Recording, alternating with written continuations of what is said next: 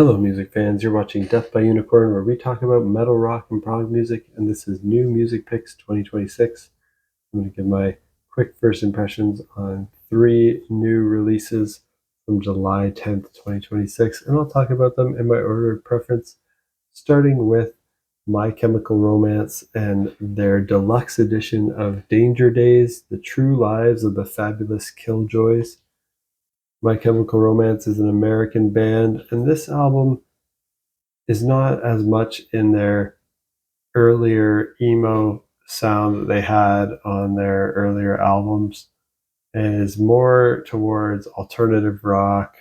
Still has a bit of that pop punk and punk rock energy, but a lot of pop rock, glam rock, power pop, garage rock kind of influences as well. And this is the 15th anniversary edition of their fourth and final album. So they haven't released any new music in over 15 years, and I think it's been almost like 16 years now.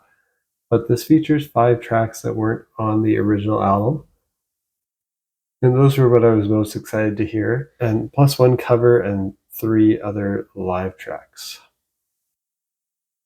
Now, when I listened to this, the main thing that I recalled is how excellent the original album is. So I started just by listening to it might be like remastered or something. But re-listening to the tracks that were on the original album, excellent tier album. But I feel like I have to rate this one just on the extra material for my rating here, because the original album came out way back. It kind of doesn't, to me, qualify as like a 2026 release. But if I just think about the extra material for my rating and just consider the 9 tracks that are on disc 2, which is the mix of the live tracks, the cover, and the extra bonus tracks, for those I'd probably just go with very good tier. I could tell they aren't as great a tracks as the ones that they actually put on the album, the 5 new tracks. And then the live stuff, it's nice, but it's live stuff that kind of doesn't fit. It's a little weird to have the live and the studio all mixed together on the same album. But it was a really fun listen. It made me remember how much I love the original album here. It's not my favorite My Chemical Romance album. They have better stuff, but they're a pretty solid band. Next, I want to mention Wailin Storms and their album, The Arsonist, the 5th album by this American band. And this is an interesting sound. I guess I'd describe it as Southern Gothic rock with doom metal, post-punk, and blues influences. And I put this in my very good tier as well, just like the My Chemical Romance one. And thank you to Seasons of Mist for the early promo download of this. The band has a really nice sound, really unique, or at least unlike bands that I've heard. And I'm not as familiar with this genre, but I do like their vocal melodies on here, and their harmonies are strong. Wailin Storms has just dark atmosphere they convey in their music, and it's just powerful, and they manage to keep everything fresh and experimental without getting too weird.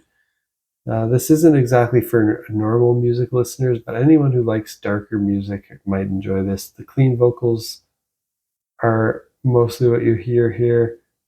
Some of the riffing and those clean vocals reminded me of Every Time I Die, but of course, this isn't really a metal or a hardcore band like that. But there's some similar, like, southern and punky vibe to both of those bands, even though Wailin Storms does it in a different way.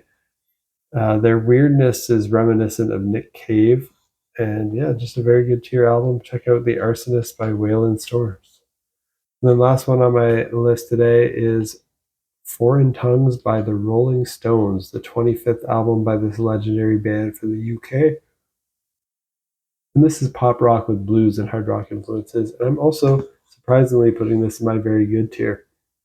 I didn't really have that high of expectations going in, because I know they're more of a legacy act. And I've never been a big fan of the Rolling Stones, but I do like some of their songs, like Paint It Black and Satisfaction and other hits. I mostly know their hits rather than full albums. I'm more of a Beatles guy than a Stones guy myself. But I did hear their last album, Hackney Diamonds, from 2023, out of curiosity. And I thought it was good, but nothing special. So check this new one out more out of curiosity, but I didn't have super high expectations. I thought it would be good, but not great, just like the last one. But I was open to being blown away by these aging rockers. And after listening to it, I have to say I was pleasantly surprised. While I wasn't completely blown away by anything, I think I'd have to give it a very good tier rating. I like how some of the high pitched vocal moments reminded me a bit of Justin Hawkins from The Darkness, which I wasn't expecting. I enjoyed the track called Side Effects, and I enjoyed every track, and there wasn't any that stood out as bad. And I think I just like this significantly better than their last album. It's nothing game changing or super interesting for me to consider for my year end list or anything like that, but just a nice bluesy, catchy pop rock album, occasionally hard rocking from time to time for fans of the Tragically Hip and the Darkness. Check out the Rolling Stones, Foreign Tongues. And that's it for my first impressions on these three new albums that came out on July 10th, 2026. What do you think of these albums? Let me know down in the comments. And did anything else come out recently that you think I might enjoy? Also, let me know. And if you like metal rock and prog music, hit that like button, hit that subscribe button so you can stay in the loop on when I post new videos. My next video in this series will be an exciting one because there's some amazing releases coming out on July 17th. While July 10th didn't have as much as I usually cover, and early July has been a little bit dry. July is a bit of a lighter month for releases. July 17th is pretty stacked.